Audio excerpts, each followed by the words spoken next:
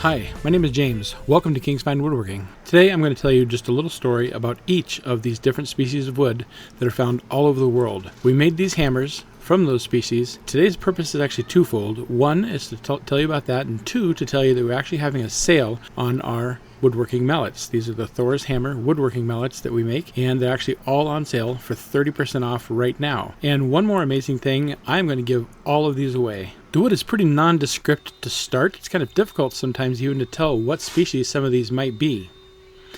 Luckily we know, because I've been working with these for about 40 years, and I have also purchased a huge stock of inventory of all of these exotic woods and a ton of domestics specifically for this sale. So stay tuned to see how you can win a bunch of these hammers and to just listen to a little bit about the magic behind each of these different species of wood. And if you happen to like watching any of our content, we would love it if you could subscribe to the channel. There's a link below to click to subscribe, and you can even hit that notification bell to be notified of upcoming videos. Our story of the world through wood begins right here in America. If you've ever walked through a Midwestern hedgerow and stumbled upon a lumpy brain-like green fruit, you've met the legacy of the Osage orange. This tree is a botanical paradox, a living fossil, a pioneer's tool, and the source of a wood so tough it defies belief. The tree itself is modest in stature, rarely reaching over 30 to 40 feet tall, has a gnarled, twisting trunk that's covered in an orange-tinged bark.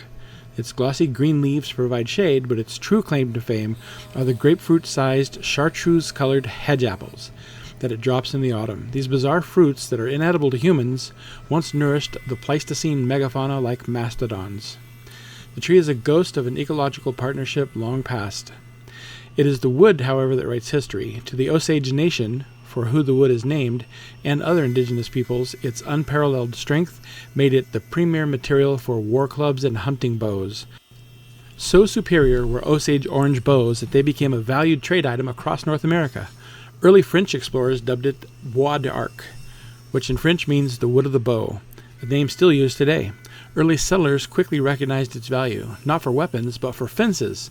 Before barbed wire, the hedge apple was planted in dense, impenetrable rows across the Great Plains. When pruned, its thorns and springy branches created a horse-high, bull-strong, and pig-tight living barrier that defined the American frontier. It was quite literally the wood that tamed the West.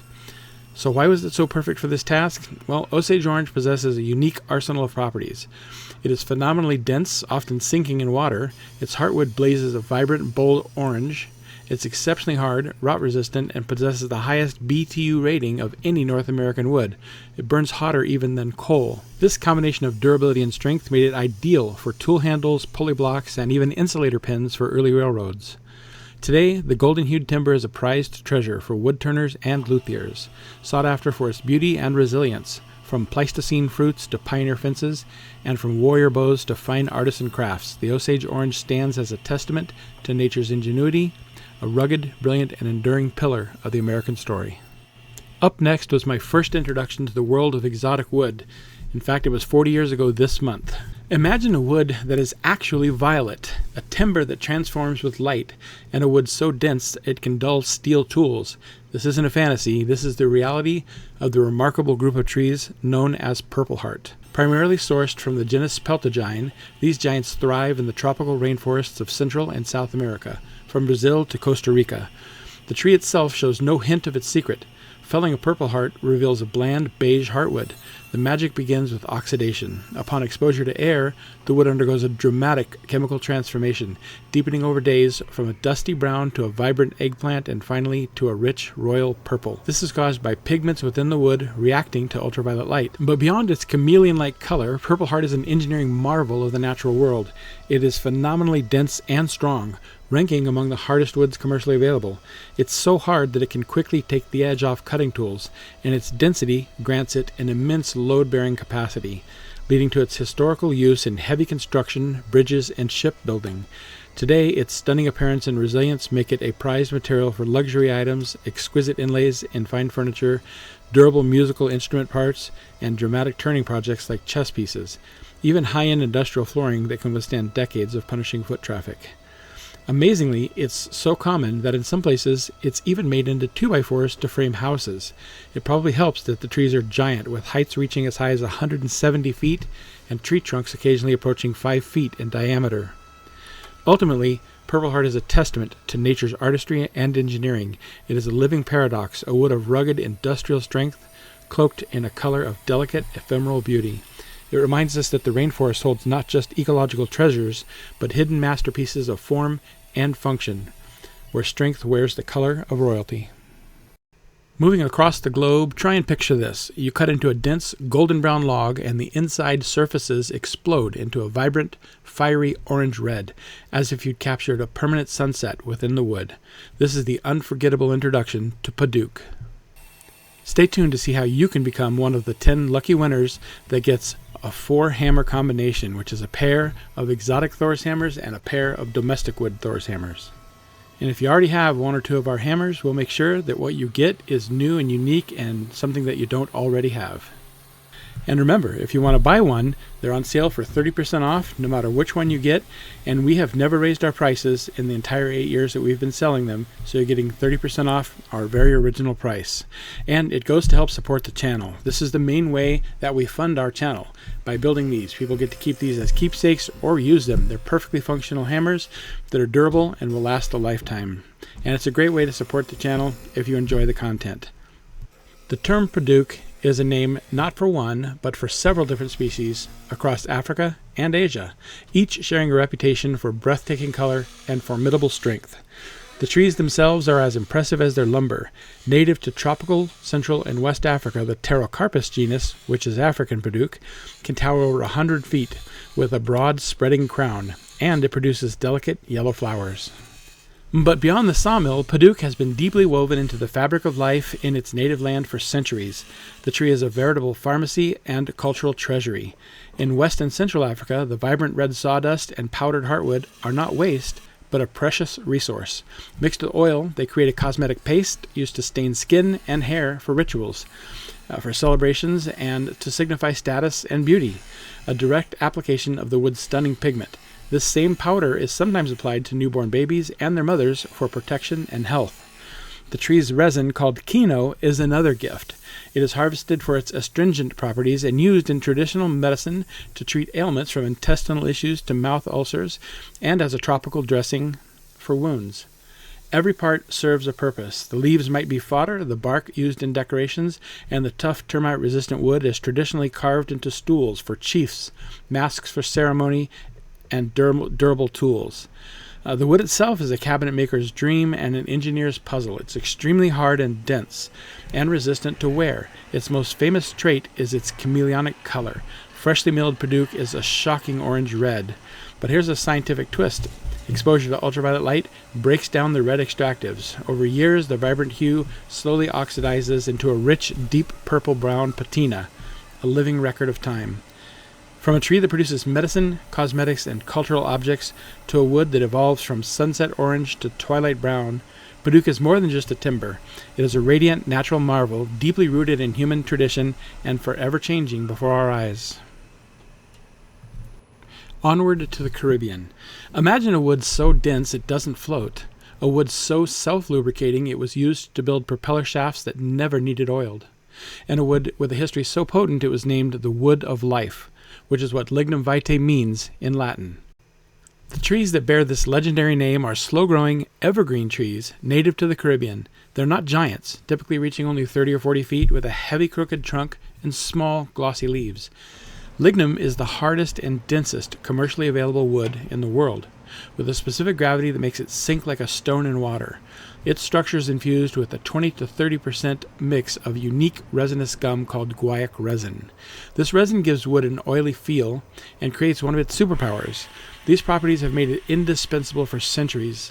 The natives of the Caribbean first used it for both tools and medicinal properties. When Europeans arrived, they adopted the Wood of Life name, believing its resin could cure syphilis, gout, and inflammation. While that claim was overblown, the resin is still used widely today in some medical tests. Lignum's self-lubrication and incredible resistance to wear made it the ultimate industrial bearing. It was the critical material in the bearings of steamship propellers, including those used in the ocean liner Queen Mary. Imagine a simple block of wood underwater supporting spinning metal for decades without fail. It was even used for the main propeller shaft bearings for the USS Nautilus, the first nuclear-powered submarine. They also helped the Nautilus become the first sub to cross under the North Pole. Lignum vitae is a testament to nature's ingenuity, a humble tree that produced a material tougher than metal, a medicine, and a bearing that powered the industrial age. It is a true wood of life, for giving long, unyielding service to the human endeavor, defying water, wear, and time itself. Few woods live up to their name as spectacularly as leopardwood. As if an artist flicked a brush of dark umber against a canvas of honey gold, its grain is a bold, dramatic display of dark brown streaks, flecks on a lighter background, and it mimics the coat of its namesake big cat. Leopardwood is a tree native to the diverse ecosystems of Central and South America. It thrives in tropical and subtropical forests, growing as a modest-sized tree, typically only 30 to 50 feet, with a slender trunk. The tree is unassuming, but hidden beneath its bark is a wood of density, hardness, and visual fire. The spectacular figuring is caused by medullary rays. These are specialized cells that radiate horizontally within a tree. When quarter-sawn, they erupt into those signature leopard spots. Historically, indigenous peoples valued the tree for its strength and durability. While not as widely documented as some tropical hardwoods, its density and grain pattern made it suitable for both tool handles and ceremonial objects. For the modern woodworker, leopardwood is both a treasure and a challenge. Its hardness blunts tools, but when mastered, it transforms into breathtaking turnings for pins and bowls, inlays that look like starry nights, and accent veneers that become the focal point of fine furniture and musical instruments. In essence, leopardwood is a paradox, a tree of modest stature that yields a wood of monumental character. It serves as a reminder that within the forest giants there often wait smaller wonders packed with density, wild beauty, and etched with the patterns of nature itself. The name Bakote does not belong to a single tree, but of a fascinating botanical family, united by a shared stunning characteristic found across Latin America from the dry forests of Mexico to the lowlands of Colombia. Bakote refers to several species within the genus Cordia. These are not towering giants, but rather medium-sized trees, reaching maybe 30 to 50 feet tall, with trunks less than 2 feet in diameter. They are survivors, adapted to the seasonal dry periods. But it is the wood that etches Bakote into our memory. The moment it's cut, the true beauty is revealed. Bakote's heartwood is a masterpiece of contrast, a rich golden and olive brown background dramatically streaked with jagged, inky black lines, creating a wild zebra stripe or spiderweb pattern that seems to move in the light. Historically, Bakote was a prized wood long before it reached global wood shops. In its native regions, its strength and resistance were paramount. Shipbuilders and cartwrights used it for structural components like keel braces and wagon spokes. Artisans crafted fine tool handles, musical instruments, and ceremonial objects, valuing it as a local treasure. Today, Bakote is a coveted, exotic wood, sought after by luthiers, turners, and by furniture makers for dramatic statement accents. To own a piece of Bakote is to hold a fragment of resilient dry forest ecology. A material once shaped into the bones of ships and the soul of songs is now continuing its story in the hands of modern craftsmen. Its bold stripes are a permanent echo of the American tropics. Few names in the world of fine woods evoke as much instant recognition as East Indian rosewood. It has a rich burgundy-brown heartwood, often streaked with darker violet and black veins. It feels heavy and oily to the touch and possesses a sweet scent when worked. This legendary rosewood is the true royalty of the Dalbergia genus. It's a tree that can reach 100 feet in height, with a sturdy trunk that spans up to 5 feet in diameter. And this isn't a fast-growing species. It's a slow-maturing giant that can take over a century to reach its prime, slowly concentrating its aromatic oils and dense structure year by year. Its perfect density allows sound waves to bounce off of it, contributing to a rich, complex, and shimmery tone.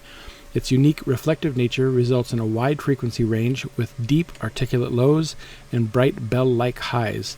It also enhances the overtone profile, making chords bloom, and contributing to a highly resonant sound, making it the undisputed choice for the world's finest musical instruments.